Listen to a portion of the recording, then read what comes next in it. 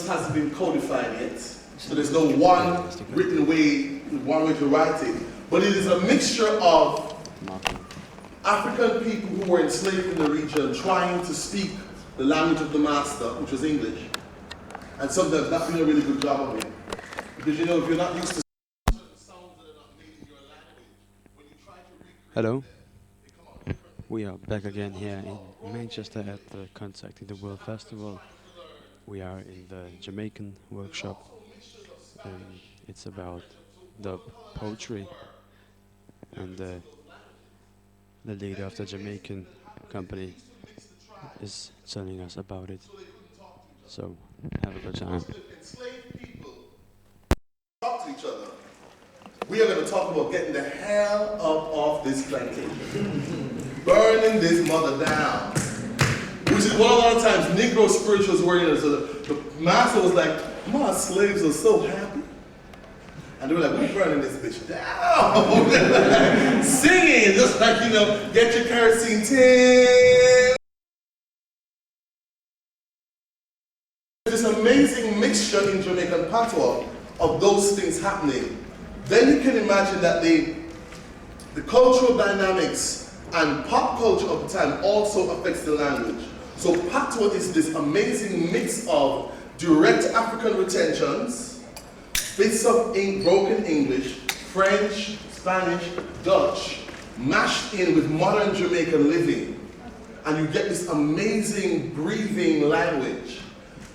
When dub poetry started, the proponents of dub poetry decided that in addition to expressing what they were feeling and experiencing, which a lot of times was pain and trauma, they would not do it in the established language of English. So they deliberately chose to do it in patois. So it's almost like an encoding. So they were saying very clearly, this message is not for everybody. We don't want some of you to understand what we're saying. An amazing throwback to when the slaves were masking their language.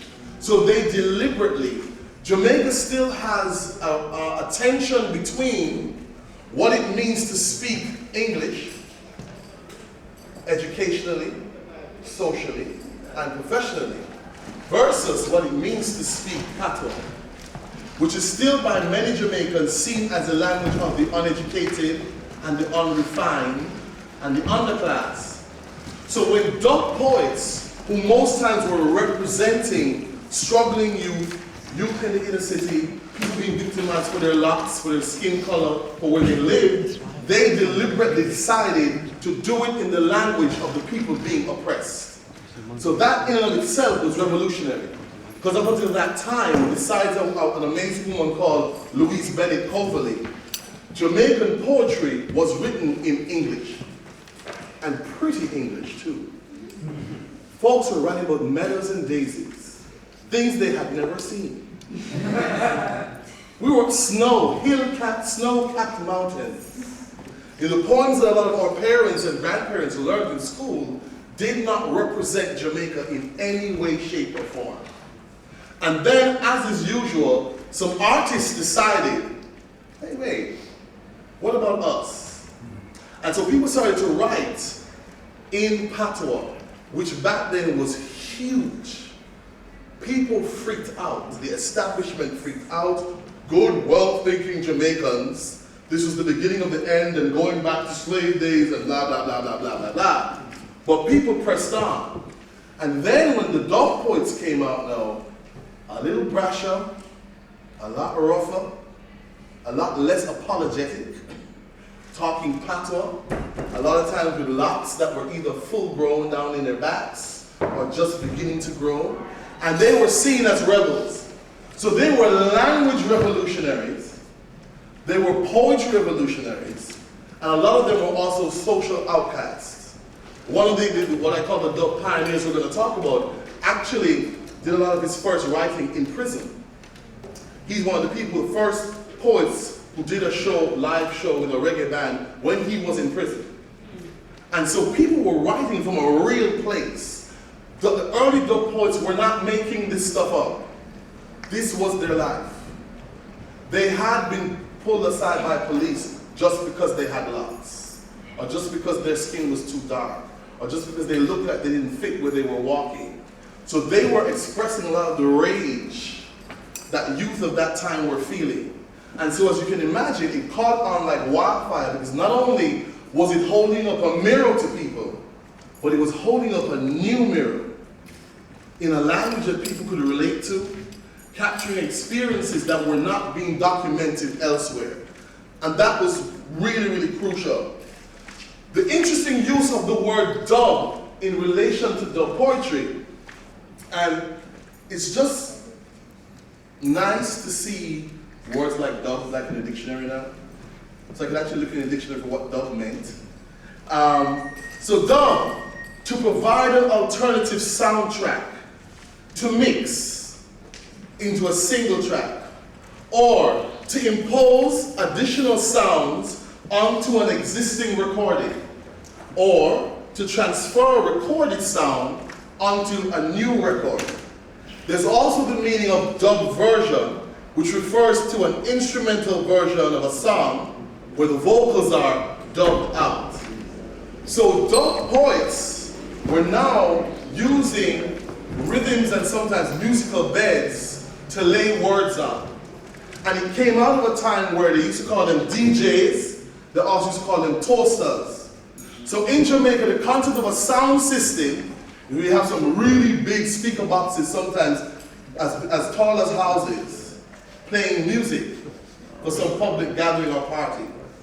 And then a DJ would be given a microphone, and when an instrumental rhythm or even a song with words was being played, they would talk over that. So there's a man called U-Roy, and there's one called I-Roy, and they were the masters of toasting. And so the ability to, on the spot, move with a rhythm and a beat, or even somebody else's lyrics, and interject your lyrics in there, became a new skill. Dub was born out of that. One of the things that dub did and began to do in the early 70s was to change the concept of riding somebody else's rhythm and creating your own rhythm. So what dub poets did is their words and how they used them became the rhythm. So they stopped relying on the music to guide them. They became the guide. So a lot of the early dub poets did not perform with musical accompaniment. They made it up on the spot. And so they started to listen to, when reggae music is played, how do the instruments sound? And so you now got writers trying to write words or string words together to mimic a reggae beat. And there's one particular pioneer who was masterful at that, and that's what he's known for. And I don't think anybody since him has done it as well. I'm going to talk about him a little bit later. But he listened to and was able to capture in how he rhymed and put words together the metric beats of reggae and the phrasing of reggae. So when Katrina and Denis were doing the thing earlier, if you listen to the kind of interplay in the rhythm, and it's an interesting thing that whether you have rhythm enough to dance well or not, we all have an internal rhythm. And we all have a rhythm that responds to certain stimuli. So for some people, it's the drums. I don't know about anybody else, but if you start playing some drums around me, I can't help myself. So I like to talk about, I believe that there are echoes in our blood. And echoes that you can't stop, that you have no control over. And it's history, it's culture, it's our ancestors talking to us. And sometimes we don't even want to hear it. Sometimes we don't understand it. You don't even know why this thing resonates like that with you, but it does. And I call that an echo in the blood, that you have no control or responsibility over, it just is. And the beauty about understanding and being able to interpret the echo in the blood is you get a bigger picture of yourself when you do that. Dub poets called and captured the echo in the blood of Jamaican youth at that time. And so people responded to it in a really powerful way, and as you can imagine, it frightened the establishment. It frightened the status quo, and people were listening to people like Shakespeare and Byron and that stuff, and why can't we be learning that? So they were from day one rebels, and rebels with a cause. Okay, the cause was to speak these words and speak truth and speak pain and speak healing and speak majesty and don't speak it apologetically. It was about getting loud, getting people's attention, and it was about voicing things that had not been voiced before in a way and style and form that had not been done before. And so from the earliest days of the 70s, dub has been a powerful force to reckon with and kind of set the stage for a lot of things that came after it. So the 1970s is highlighted as kind of when dub in a definable form began to be recognized, and there's a lot of proponents of dub. There's an organization in Jamaica called the Jamaica Cultural Development Commission that is responsible for, it's called Unearthing and Developing Jamaican Talent. And there's this festival of the arts that happens every year in schools where people do speech and drama and poetry and music and traditional dance forms. And in their handbook, the guide for people who adjudicate, who judge these festivals, and I'm a judge and adjudicator, and so is Aston, their definition of dub is specific use of rhythmic emphasis in the metric flow of the lyrics with some amount of repetition or use of refrain with addition or combination of drums and or other sound effects and or music or musical instruments. This form usually expounds Jamaican content in social issues, problems, and or a lament, especially on emotional matters. That last bit I just read has caused some pauses and stops in adjudication many years. Because sometimes somebody does a dub poem that's happy, and people go, well, that's not dub. And we're like, well, why not? Well, it's not a lament. Does it have to be a lament? Is it capturing all the other elements of the form? And so we have to remind the JCDC that culture is not static. Because you define a genre 50 years ago, you might want to update your handbook. Because that's what culture does. It changes. And so you're going to look at a young man or a group from a school doing dub delivery with drumming and dub rhythms. And because it's not a lament, you go, well, we don't think that's dub. And so I've literally heard sometimes say, well, maybe if you take out the drums, it can just be a poem. I went, no, but it's a dub, capturing a different experience. And again, sometimes the definers and arbiters of culture want to be able to put it in a box and keep it there. And dub has never been about that. Dub has never allowed itself to do that. So now it is nice to see some of our youth being able to perform happy dub. Dub that's not, because guess what? Thankfully, because some of the early pioneers of dub got beat up by police, got their locks shaved off, you know, didn't get jobs, didn't get hired, suffered and went to school hungry, this generation, maybe less people have to go through that. So their dub subject matter is going to be different, and rightly so. That's a good thing.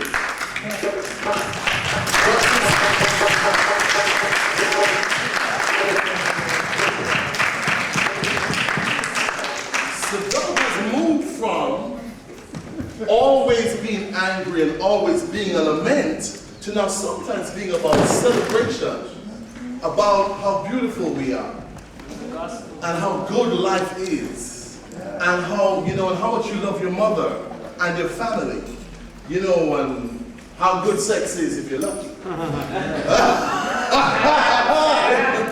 Because you know, not all sex is good, or you have to do it right.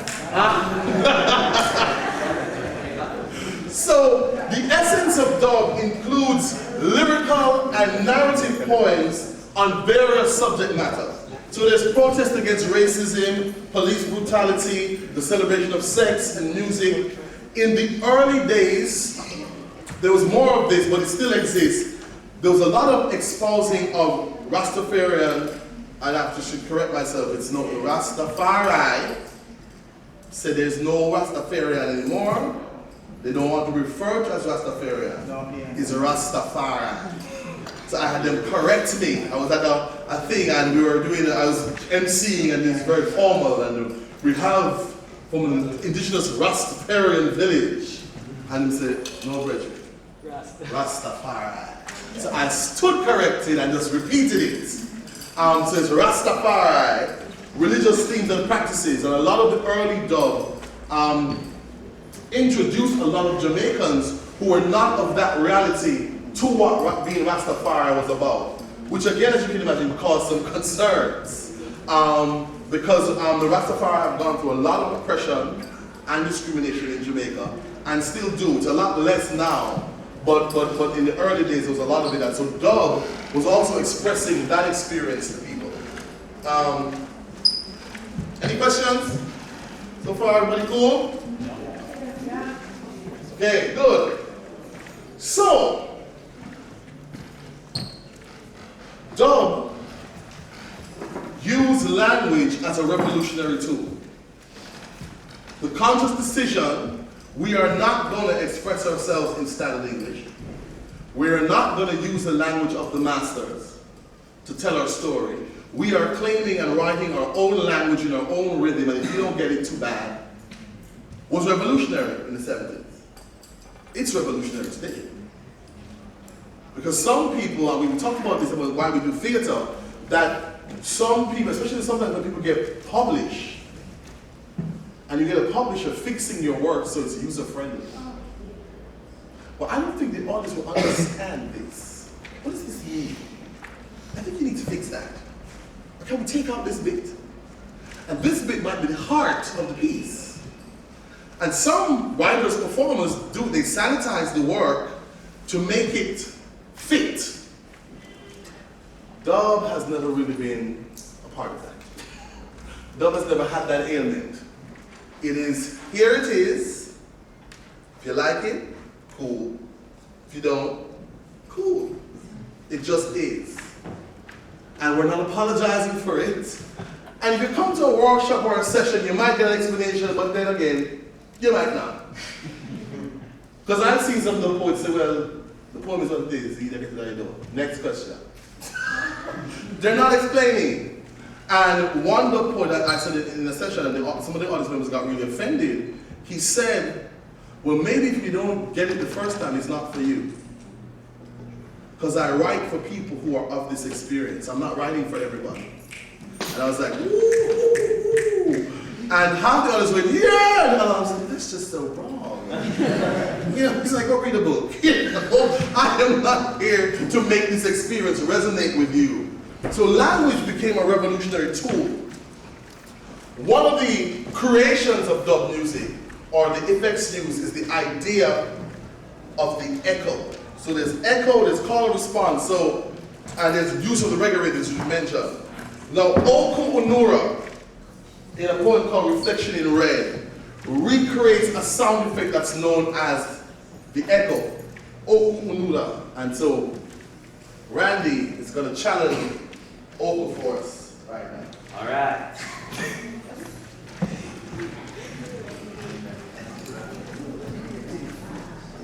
In the wilderness wailing, there cannot be any peace, no peace until there is equal rights, equal rights, equal rights and justice.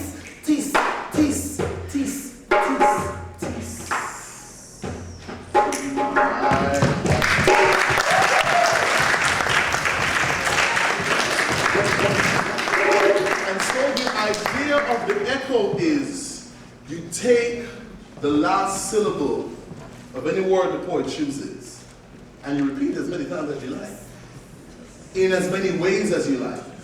So sometimes when Oku Dub did that poem, the justice was angry, like burn your skin, that tis, tis, tis. You could almost feel the hairs on